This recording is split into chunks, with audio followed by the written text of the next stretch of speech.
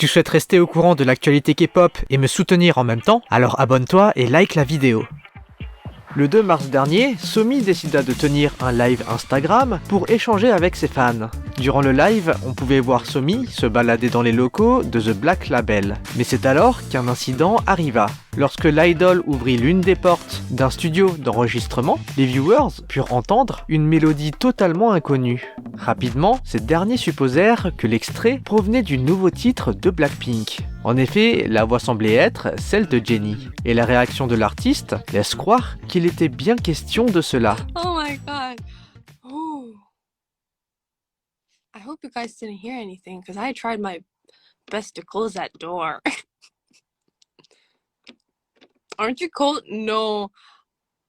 I'm very hot right now because I was very surprised. My heart dropped that second, so I was like, oh.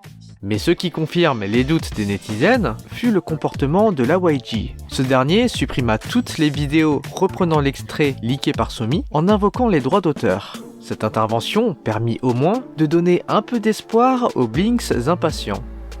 De l'autre côté, c'est le désespoir qui s'empare des Neverland. Pour ceux qui n'ont pas été mis au courant, Soojin a été écartée de Yoja Idol. La raison? Eh bien, il semblerait qu'elle aurait été une harceleuse durant sa scolarité. Si la culpabilité de l'idol ne fut pas prouvée, les détracteurs de Soojin ne furent pas pour autant condamnés pour diffamation. Malgré le fait que Soojin ait été éloignée d'Idol, elle était toujours liée à Cube par son contrat. Cependant, alors que le comeback à 5 membres fut confirmé pour ce mois-ci par l'agence, cette dernière, le 5 mars, annonce également une triste nouvelle. Dans un communiqué de presse, le label affirme mettre fin au contrat de Soojin. Il rajoute également avoir fait ce choix en respectant la décision de la police, qui, je vous le rappelle, n'avait pas condamné les accusatrices faute de preuves pour avoir diffamé l'artiste. C'est donc officiel, Soojin n'est plus membre de Yoja Idol. Salut Amandine, je t'ai follow back sur Instagram cette semaine. Chaque semaine, je follow back l'un d'entre vous. Venez nous rejoindre si vous souhaitez suivre les actus de plus près, jouer à des petits jeux ou encore gagner des cadeaux. Je vous mets le lien en description.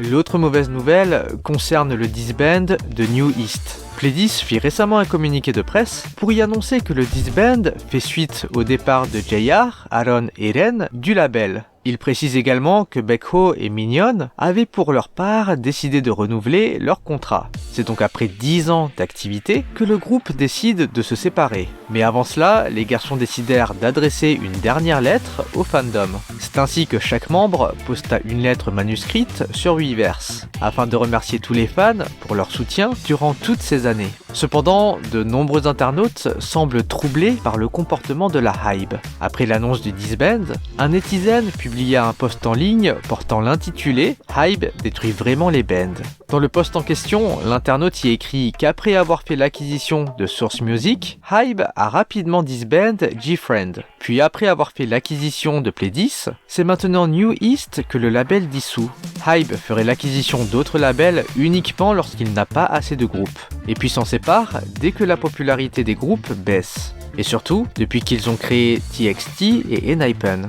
Certains pensent même que l'agence acquiert volontairement d'autres labels afin d'en dissoudre les bands et monopoliser le marché. Hybe, manipulateur, aurait négligé les garçons pour les pousser à ne pas renouveler leur contrat. Certains parient même que Fromis9 subira la même destinée. En parlant de manipulation, il semblerait que Chris Wu soit en fait la victime d'un vaste guet-apens. Il y a de cela plusieurs mois, l'idol fut accusée de viol par une certaine Do Meije. La jeune fille avait alors affirmé que l'artiste avait agressé sexuellement plusieurs mineurs. Suite à ces accusations, Chris Wu fut incarcéré en prison le 31 juillet 2021. Cependant, depuis quelques jours, le hashtag Do Meije Recording était placé en tendance sur le réseau social Weibo. Le hashtag fut créé après un livestream de Lee En et Liu Meili, les deux amis de Meije qui l'ont soutenu lors des accusations de viol. Durant le livestream, les deux chinoises affirmèrent que Meije reçut 20 millions de yuan de la part d'une organisation afin d'accuser Chris Wu. Pour prouver leur dire, les deux filles partagèrent une conversation audio qu'elles eurent avec l'accusatrice.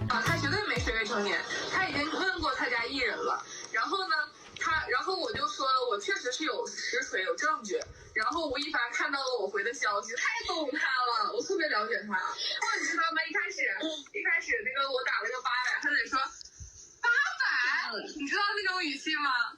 带着他那个恶心的气泡音，800，哎，他是得懵逼。他当时也老慌了，他在想，哎呀妈呀，上哪凑这800万去？ Le lendemain, Meije nia les accusations. Elle admit que c'était bien sa voix dans l'extrait, mais qu'elle a été truquée et manipulée. Cependant, Lee Hen a rapidement démenti les propos de Meije durant un autre live stream, dans lequel elle montre l'enregistrement venant directement du portable, et donc sans aucune retouche. L'enregistrement daterait par ailleurs du 12 juillet 2021, 2 semaines avant l'arrestation de Chris Wu.